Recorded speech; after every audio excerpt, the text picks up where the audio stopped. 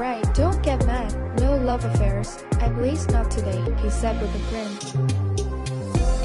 Fine then, let's hear your brilliant ideas.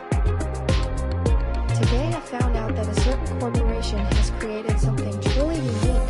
Ever heard of the company Driven? Can't say I have, to be honest. Its founder is Rolf. He's often featured on various TV channels. Strange that you haven't seen him. Doesn't matter who he is, get to the point, I said with interest, pouring coffee into 2 cups. I set them on the table. The aroma of coffee filled the air, just the smell alone was already waking me up. They've created a biohouse. Well, I'm interrupted. Yeah, it's something like a smart home. How should I explain this? He said thoughtfully, taking a sip of coffee. I know what a smart home is, I just don't see why I'd need one. No, you really don't get it yet. Wait, let me try to explain. I looked at him and could see how he was trying to piece his thoughts together, as if he didn't fully understand what fascinated him so much about these houses, but he was already convinced it was something worth my attention. His gaze darted between me, the coffee cup, and the floor. Then suddenly, I finally decided to speak. They've created, let's say, not quite an ordinary house. It's a smart biohouse, but it's not just a home that responds to voice commands, adjusts the temperature, or turns off the lights. No, it goes much deeper than that. I still don't understand a thing. Let me arrange a meeting, and you'll see it all with your own eyes. And why would I even want that? You need a reset. You need to shift your focus. Stop sitting around and grieving for more than half a year now. I stayed silent. In a way, he was right. I'd really sunk deep into my sorrow. I'd neglected my work, even though I had plenty of projects waiting. Give me some time to think. No thinking, you need to act now. You've basically stopped working. When all your projects get resigned, what will you do without money? Thought about that? I'll finish them. When 4 of your projects have already been handed over to others, your boss is only tolerating you because you're one of the top architects. He's hoping you'll finally get back on track. Alright, fine. I'll listen to what you have to say about this house, but I'm not promising anything. Perfect. Now we're talking. Though for some reason, I'm not feeling too good about it yet, I said uncertainly. Alright buddy, I've got to run. Work calls. Well then, we'll talk soon. Thanks for stopping by, I said, walking him to the door and closing it behind him. I went back to my room. Once again, a heavy silence filled the air. I was left alone with my thoughts and memories. On one hand, I understand that I have to learn to live with my grief. I'll never be able to forget my wife, of course, but with time, I might manage to hide that pain somewhere deep inside, in the most secret corner of my soul, so it doesn't sting my heart every time I remember her smile or her voice. Sound of a phone ringing. I walked over to the phone. The screen lit up with the name Rick. Missing me already? I said with a smile. Of course, but seriously, you're expected tomorrow at 9. That soon, I exclaimed in surprise. Why wait any longer? I don't know, maybe to mentally prepare myself? Nope, enough of that. I don't want to hear it. I've got work to do. Unlike you, I actually have a ton of things on my plate. You should really get back to work too. Alright, later. Later. I tossed the phone onto the bed and sat down beside him. Out of nowhere, quiet anxiety stirred inside me, grew stubbornly, spreading between my ribs until it felt like it was stealing my breath. My palms grew damp, my hands trembled slightly. I took a deep breath and then exhaled sharply, but it didn't help. The anxiety wouldn't leave me. Honestly, there's no real reason to worry. It's just a simple trip, nothing special. Just a chance to clear my head and learn something new. No strings attached afterward. Ethan,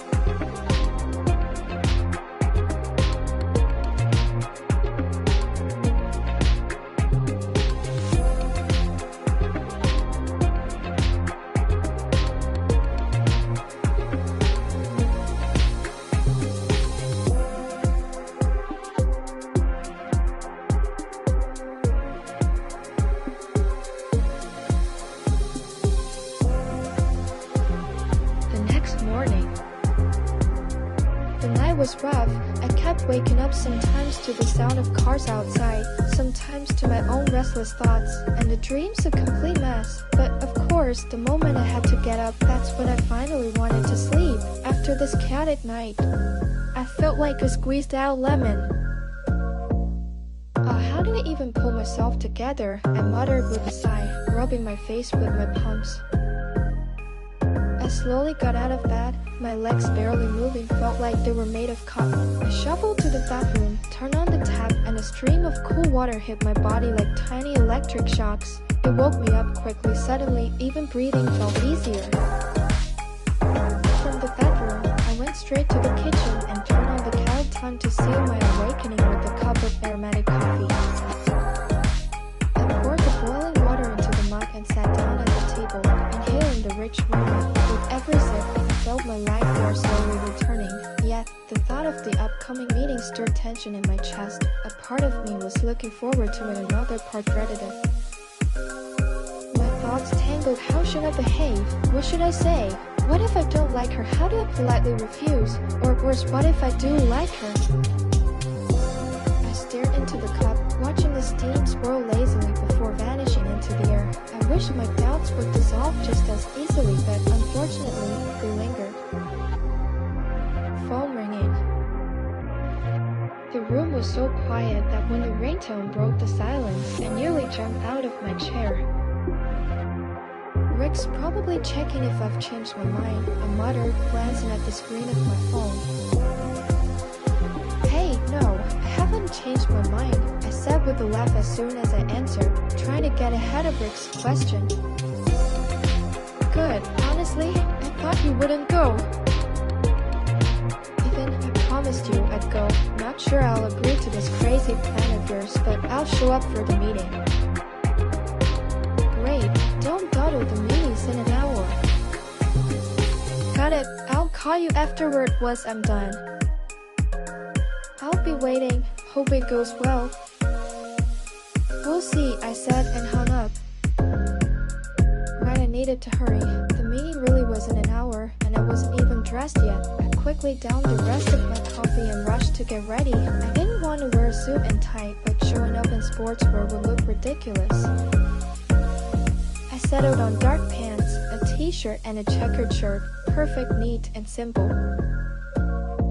As I got dressed, my mind kept racing. How should I act when we meet? What should I say? How will it go? What will we even talk about?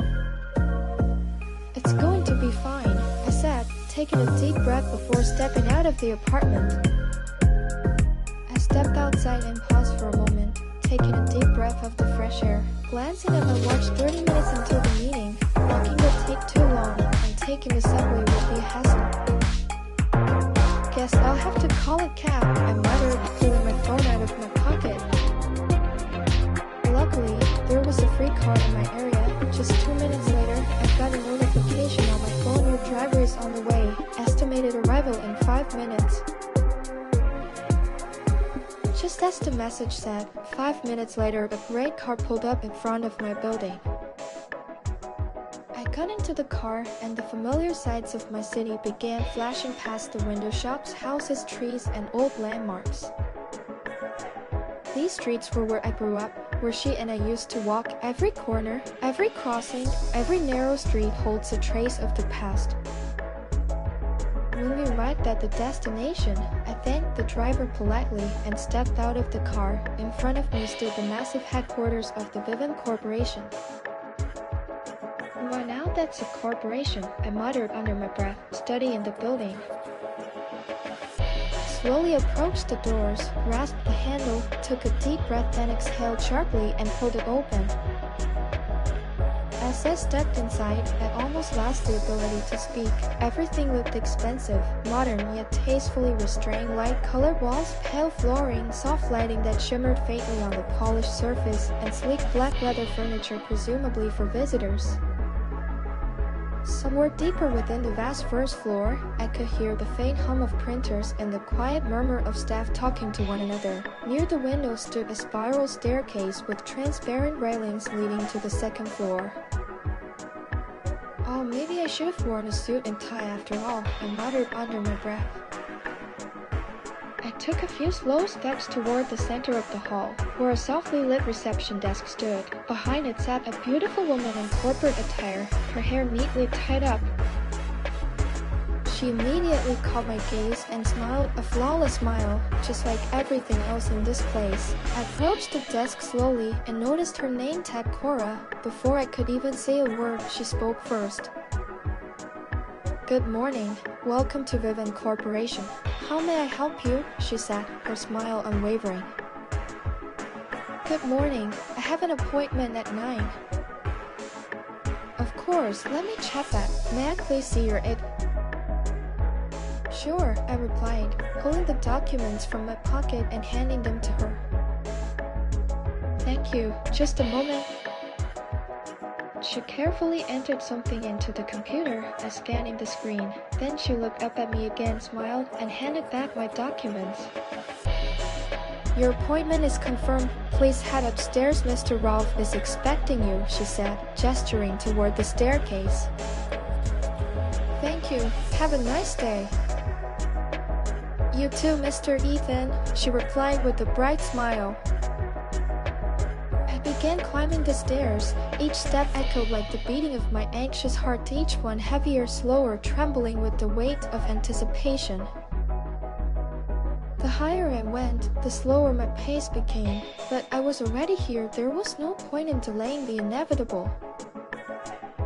The second floor was simpler, though still impeccably designed. A spacious hallway with a ceiling lined in soft light, bright but not harsh. Countless identical doors stretched along the corridor, their only difference being the names printed on small plaques. I couldn't make out the text from here. My vision was blurring slightly from nerves. I stood there among those identical doors for what felt like forever, probably just 3 minutes, but each second dragged painfully long. I hadn't asked for a room number at the reception, nor even which direction to go. Then, suddenly, one of the doors opened. A well-dressed man stepped out, every detail of his appearance perfect, the suit, the shoes, the posture, just like this building itself. "Good morning, Ethan. Please, come into my office," he said with a polite smile. I took a deep breath, then exhaled just as deeply, and finally stepped over the threshold of his office. The office was no less impressive than the rest of the building, spacious, with large panoramic windows letting in bright daylight. This place never ceased to amaze me. On the light, almost white walls, paintings were hung. Near the window stood a large wooden desk, flanked on both sides by tall planters with broad leaves. On the desk, a laptop and large monitor sat side by side. "Good morning. Please, have a seat," he said, gesturing toward a chair. "Thank you," I replied, quickly taking my seat, trying to hide my nervousness. Ralph was a stately, serious man in an expensive business suit, with perfect posture. Even without speaking, it was clear he was a true shark of the business world, used to getting what he wanted at any cost. His voice was deep, clear, and well-modulated, carrying authority. He exuded warmth and sincerity with practiced precision, as if honing the skill his entire life. "I'm glad you could make it to this meeting." "I'm glad as well," I muttered. "Have you ever heard of our corporation?" "Unfortunately, no," I said awkwardly. "No problem. I'll tell you a little about us." "I'd appreciate that," I said with a smile. "We are Vivint Corporation, operating in the market for nearly 40 years. The founder was my father, and I continue his work. Our main focus is building smart homes." "Do you know what that means?" "Ethan."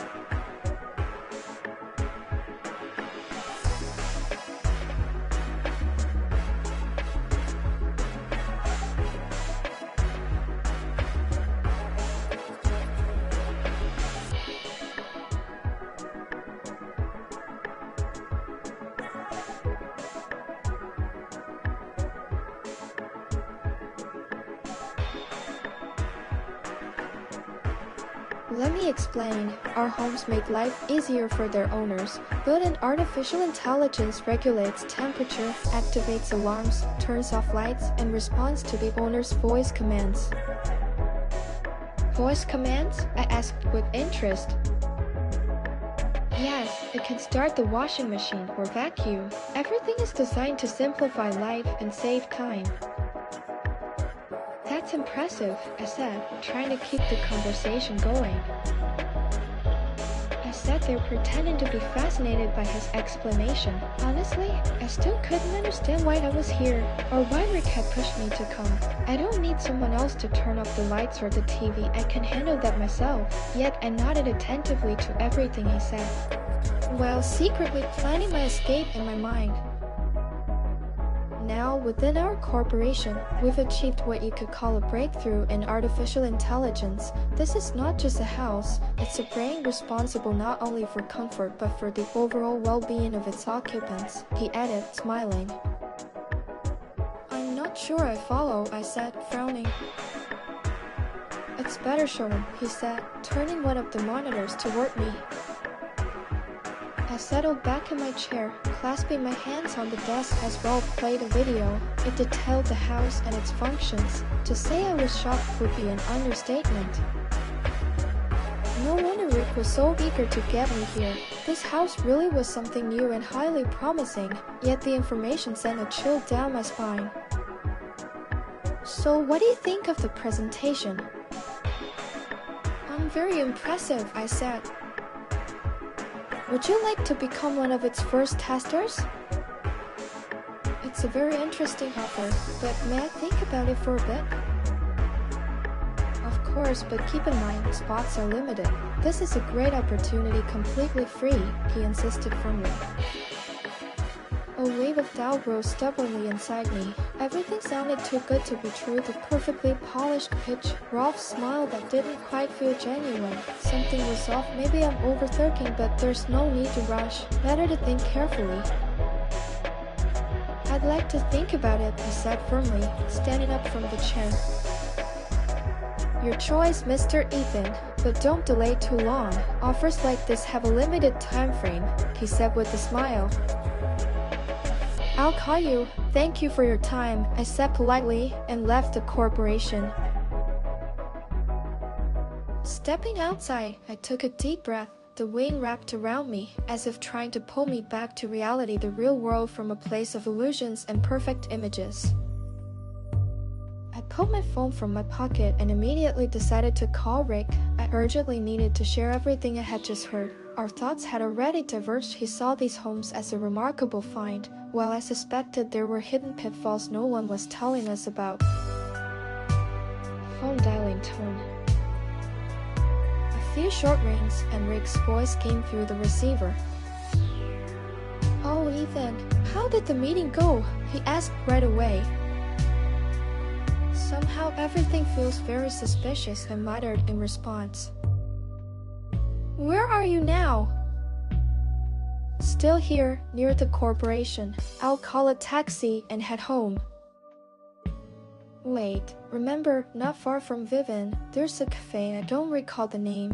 We used to have dinner there a lot when we were younger. Yeah, I remember. Let's meet there and talk about everything. Alright, I'll be there in 15 minutes. I'm nearby too, so I'll be there soon. What should I order for you? Whatever you think is best. Okay, I'll wait, he said, then hung up. I slipped my phone back into my pocket and headed toward the cafe. 15 minutes later, I arrived. Stepping inside, I looked around. Since the last time I'd been here, everything had changed. The cafe had clearly moved with the times. It was cozy now, with soft lighting, minimal decor, and a sense of spacious. It used to be the exact opposite. At a table by the window sat Rick, scrolling intently through his phone as usual. Hey, I muttered as I walked up and sat across from him. Good to see you, he replied with a smile. Been waiting long? No, I just got here too. Did you order anything yet? Yeah, should be here soon. I'm starving. I haven't eaten anything but coffee today, and when I'm nervous, the hunger just gets worse. So tell me, how did it go? I don't even know. I'm torn between curiosity and doubt. I can tell. You look like you just came back from a war, not a meeting, he said with a grin. That's not far from the truth, I replied dryly. Well? Everything's just too perfect, too polished. And just as I said that, our food arrived. We both fell silent and leaned over the table like two hungry wolves. Rick had ordered a burger, fries, and a cola. Oh, that smell, I murmured, taking a bite of the burger. We were so hungry that we ate in silence, focused entirely on our food. Only after finishing did we continue the conversation. Explain to me, why are you so suspicious? Ralph said they didn't just create smart houses that listen to residents and carry out tasks. These houses analyze every movement, mood, stress level, even health conditions. And to me, that sounds too perfect. You've been locked away in your own little prison of feelings for so long that you haven't noticed how fast technology is moving. You always exaggerate, I said, a bit irritated. Ethan, the world's already changed. People want machines to think, plan, and decide for them. They love when everything's under control, especially when they don't have to control it themselves. And if they've managed to do it this well, then they're simply the first to pull it off on this scale. I stayed silent, staring out the window. Cars flashed by. People hurried past, their faces buried in their phones. Maybe you're right, I muttered. This is your chance, don't you get it? You can start fresh, get back on track, finally sleep properly, even monitor your health. And the best part, it's free. That's exactly what scares me, free. Don't waste this opportunity. It's the kind of chance that comes once in a lifetime. Why me, though? Maybe because you're the one who needs it most. Maybe, I don't know. I'm just confused. Say yes. You'll be testing the house, that's all. If you don't like it, pack your stuff and leave. Maybe you're right. If anything, I can just walk away. Exactly, he said, clapping his hands together. We ordered another cup of coffee each. We sat there for a while, sharing thoughts. Outside, a light rain began to fall, quiet, steady. I looked at Rick, who was once again scrolling through something on his phone, calm and focused, occasionally explaining things and throwing in his arguments. Guess I should get going. Looks like it's going to pour soon. Yeah, and I've got sketches to finish for the new project, he said, getting up from the table. When I got home, I closed the door almost automatically and stood still in the hallway. The apartment was dark and silent. I didn't even want to turn on the lights after a day full of chaos and emotion. Silence was my best friend. Ethan.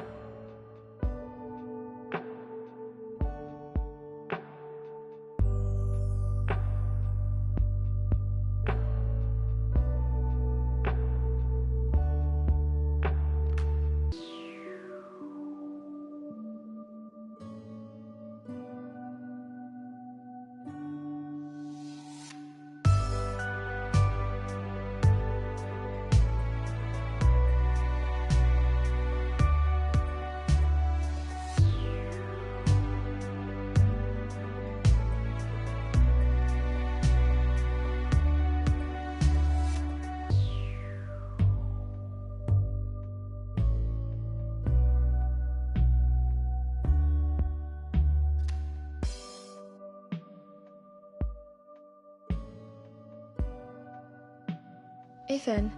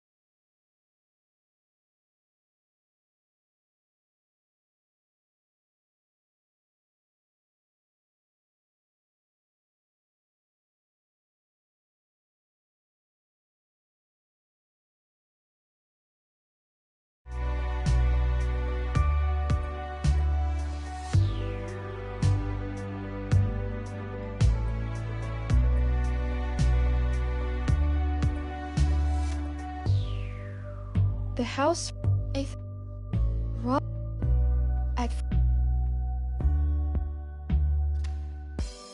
if you're upset, it's so what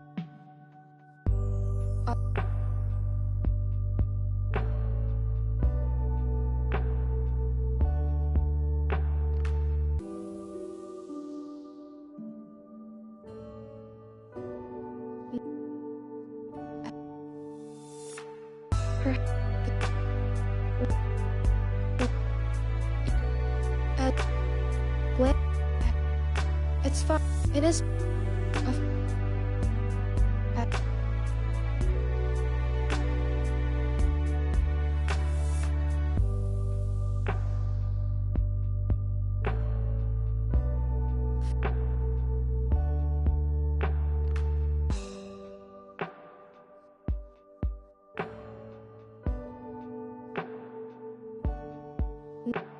can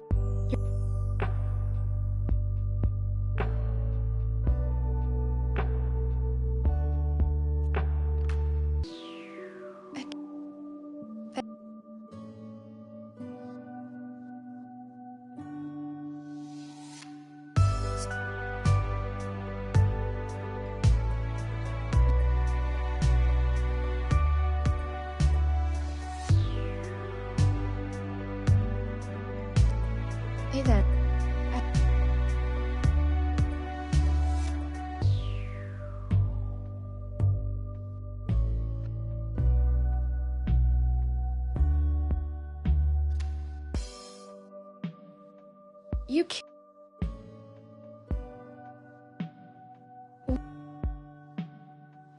You. The I returned. Just. No. I. Would. All. Good. Damn it. If everything now depends. Oh. I realize. Ethan. I look. I want. The end.